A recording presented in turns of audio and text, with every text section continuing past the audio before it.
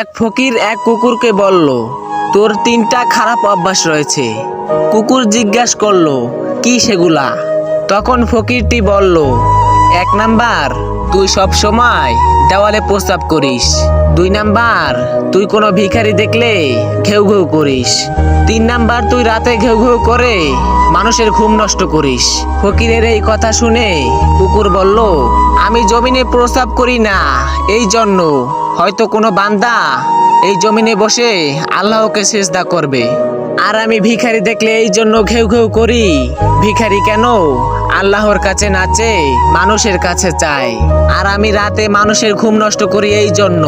মানুষ গুনাহ করে আরামে ঘুমালে আল্লাহর কাছে মাপ চাইবে কখন?